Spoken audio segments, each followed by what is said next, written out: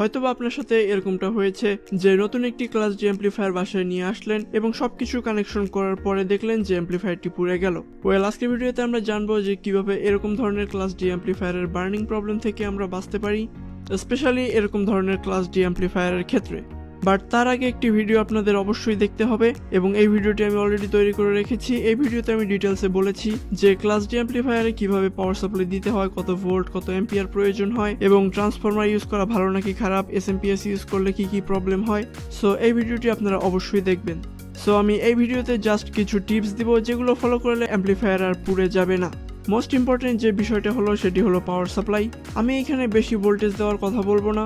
So প্রায় সময় দেখা যায় যে আমরা যখন এরকম ধরনের একটি অ্যাম্প্লিফায়ার বাসায় নিয়ে আসি এবং অনেক ক্ষেত্রে দেখা যায় টেস্টিং এর জন্য আমরা এরকম ধরনের 12 ভোল্ট ব্যাটারি ইউজ করি যেগুলো সাধারণত 7 এম্পিয়ার বা 10 এম্পিয়ারের হয়ে থাকে এবং এগুলো দিয়ে আমরা হয়তোবা টেস্ট করি বা চালাই। সো এখানে ভোল্টেজ কিন্তু খুবই কম, জাস্ট 12 ভোল্ট, এটি কোনো ফ্যাক্ট না। এখানে কিন্তু অনেক অ্যাম্পিয়ার আছে। যখনই আপনি অ্যাম্প্লিফায়ার কানেকশন দিবেন তখনই কিন্তু ব্যাটারিটা অ্যাম্প্লিফায়ারটিকে ফোর্স করবে সম্পূর্ণ অ্যাম্পিয়ারটি নেওয়ার জন্য, আর এই বিষয়টিকে শর্টলি বলা হয় ইনরাশ কারেন্ট, যেটা খুবই বিপজ্জনক বিষয় যে কোনো ক্লাস ডি অ্যাম্প্লিফায়ারের ক্ষেত্রে।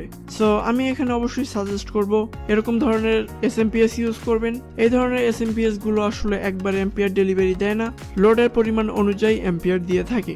দেন যে ভুল আমরা করি অ্যাম্প্লিফায়ারের স্পিকার কানেক্ট না করে অ্যাম্প্লিফায়ার অন করা। ক্লাস ডি অ্যাম্প্লিফায়ারের আউটপুটে অলওয়েজ একটা মিক্সড ফ্রিকোয়েন্সি থাকে যেটা স্পিকারের কয়েলের মাধ্যমে অনেকটা কমে যায়। সো যদি আমরা স্পিকার কানেক্ট না করে অ্যাম্প্লিফায়ারটিকে পাওয়ার অন করি সেক্ষেত্রে অ্যাম্প্লিফায়ার আইসিটা ইন্টারনালি নষ্ট হওয়ার একটি চান্স থাকে। তাই যে কোনো অ্যাম্প্লিফায়ারকে পাওয়ার দেওয়ার আগে অবশ্যই স্পিকার কানেক্ট করে নেবেন।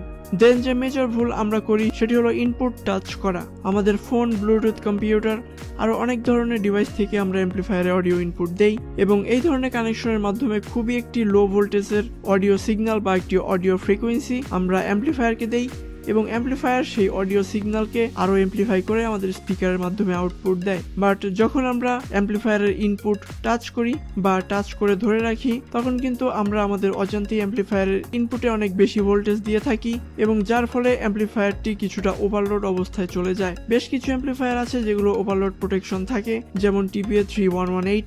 এই অ্যাম্প্লিফায়ারটির ওভারলোড প্রোটেকশন খুবই ভালো কাজ করে। যদি আপনি একটু বেশি সময় এটির ইনপুটে টাচ করে রাখেন আপনার যে কোনো ফিঙ্গার, তাহলে একটা সময় পরে দেখবেন অ্যাম্প্লিফায়ারটি শাটডাউন হয়ে যায়। বাট যেসব অ্যাম্প্লিফায়ারে ওভারলোড প্রোটেকশন নেই সেগুলো কিন্তু নষ্ট হয়ে যেতে পারে, স্পেশালি ক্লাস ডির ছোট অ্যাম্প্লিফায়ারগুলো। তাই অ্যাম্প্লিফায়ারের ইনপুটে কখনো ফিঙ্গার দিয়ে টাচ করবেন না। দেন আসি স্পিকারের বিষয়ে। আপনি কত ওয়াটের স্পিকার ইউজ করবেন বা কত বড় স্পিকার ইউজ করবেন সেটি নিয়ে আমি একদমই কথা বলবো না, কারণ সেগুলো আপনারা আরো ভালো জানবেন। বাট যে বিষয়টা অবশ্যই আপনাদের জানা প্রয়োজন সেটি হলো স্পিকারের ওহমস নিয়ে। অলওয়েজ ট্রাই করবেন 8 ohms অথবা 4 ohms এর স্পিকার ইউজ করতে। আর যদি আপনারা স্টেরিও সিস্টেম ইউজ করে থাকেন যেগুলোতে রাইট এবং লেফট চ্যানেল থাকে বা যেখানে দুইটি স্পিকার কানেক্ট করতে হয়, সেখানে ট্রাই করবেন দুইটি সেম স্পিকার কানেক্ট করার জন্য। এখানে সেম স্পিকার বলতে আমি সেম ওহমসের স্পিকার বুঝিয়েছি। সো যদি আপনি একটি চ্যানেলে 8 ohms ইউজ করেন তাহলে অন্য চ্যানেলেও সেম 8 ohms স্পিকার ইউজ করবেন। আর যদি আপনি 4 ohms ইউজ করেন তাহলে দুটিতেই 4 ohms ইউজ করবেন। আর যারা স্পেশালি 2.1 অ্যাম্প্লিফায়ার ইউজ করবেন তারা ট্রাই করবেন তিনটি স্পিকারই 4 ohms বা 8 ohms এর রাখার।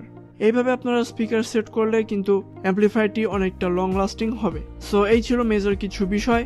আশা করি এইসব বিষয়গুলি যদি আপনারা খেয়াল করে যে কোনো অ্যাম্প্লিফায়ার তৈরি করেন বা অ্যাম্প্লিফায়ার ইউজ করেন সেক্ষেত্রে আসলে কোনো ধরনের পুড়ে যাওয়ার চান্স থাকবে না।